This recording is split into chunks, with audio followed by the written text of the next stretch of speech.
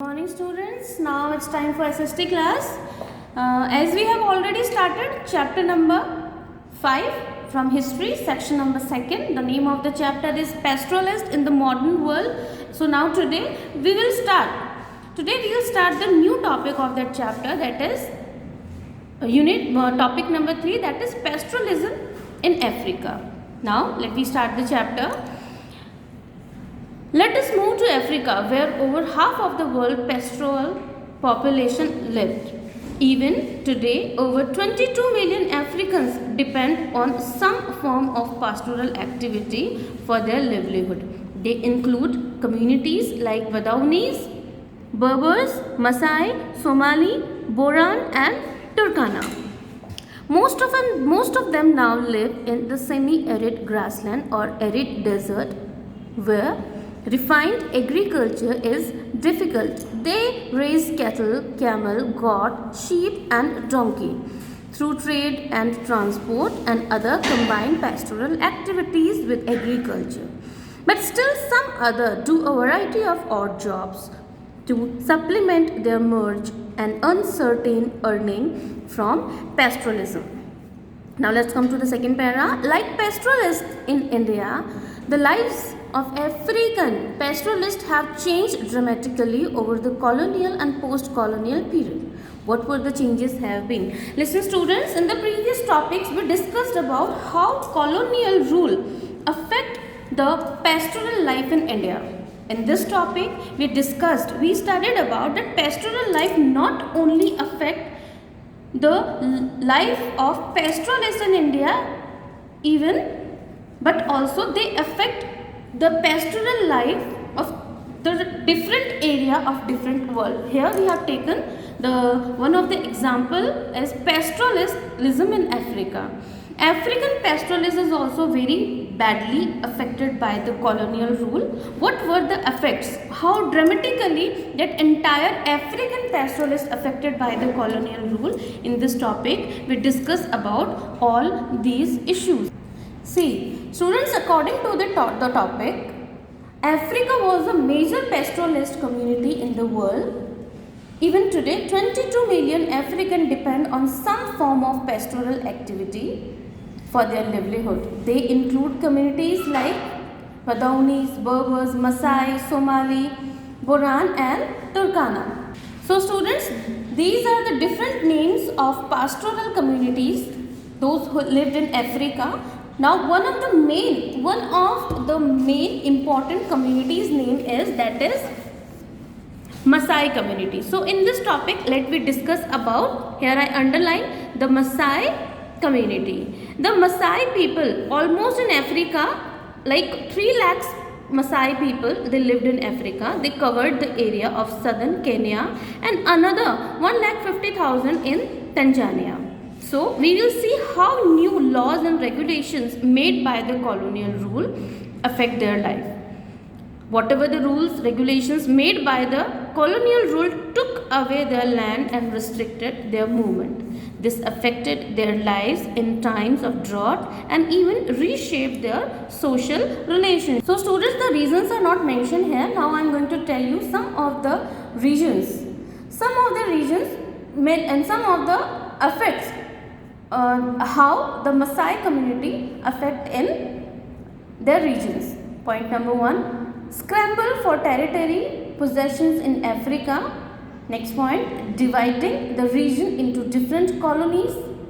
The next point, best grazing grounds being taken over by the white settlement. Listen students, the Britishers, they divide the pastoral area in Africa in 2 ways, that is white settlement and black settlement. Black settlement means mostly these pastorals and these pastoral communities lived there, and white settlement area, that means some of the area is reserved for the Britishers. That area came to be called white settlement.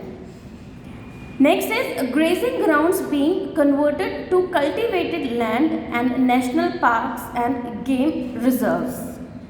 So students, let's move to unit number 3.1. The topic is, where have the grazing lands gone? One of the problem of the Maasai have faced is the continuous loss of their grazing land. Before colonial times, Maasai land stretched over a vast area from North Kenya onto steppes of northern Tanzania. In the late 19th century, European imperial power scrambled for territorial possessions in Africa.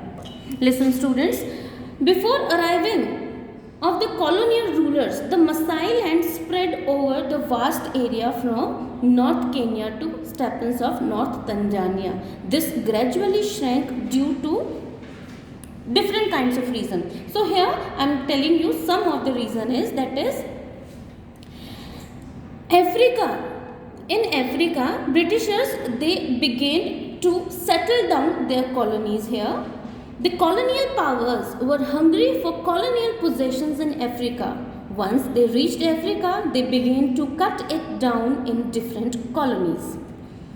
The next, the best grazing land were gradually taken over for the white settlement. Maasai were pushed into small area in South Kenya or North Tanzania. Okay, and according to the topic, the next point is the colonial government promoted cultivation. Local peasants communities began to take control over the pastoral land. Pastoral land further fell. Large area of land were also turned into game reserve. Pastoralists were not allowed to enter these reserves. They could neither hunt animals nor graze their herds in these areas. Very often these reserves were in area that had traditionally been regular grazing grounds for Maasai herds. The loss of the finest grazing land and were resources created pressure on the small area of land that Maasai were confined within. Continuous grazing within a small area, that is, inevitably meant a deterioration on the quality of pasture. Fodder was always in short supply.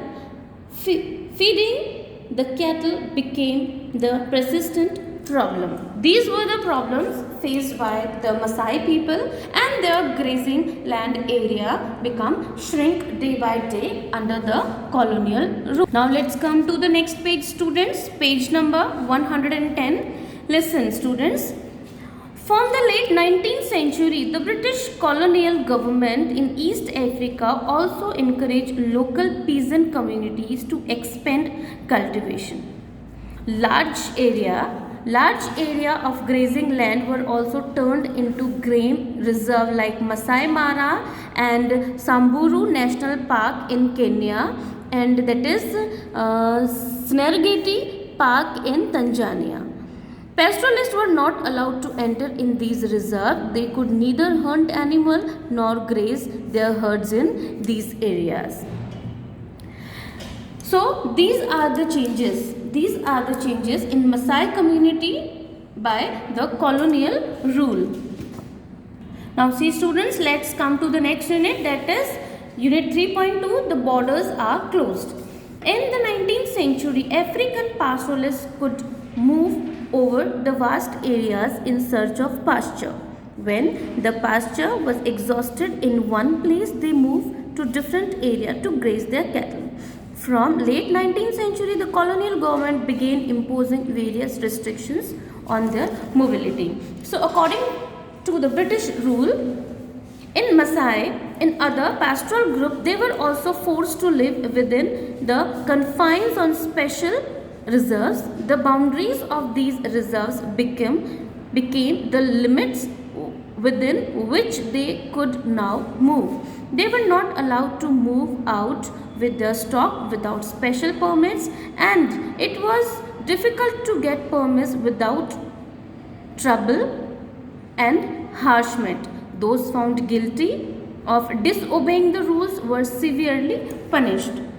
Now see students, according to the topic, within the redrawing of borders, the movement of all pastoralist communities, especially the Maasai in Africa, were severely restricted. They were required to get special permission from the British authorities in order to move from one place to another place.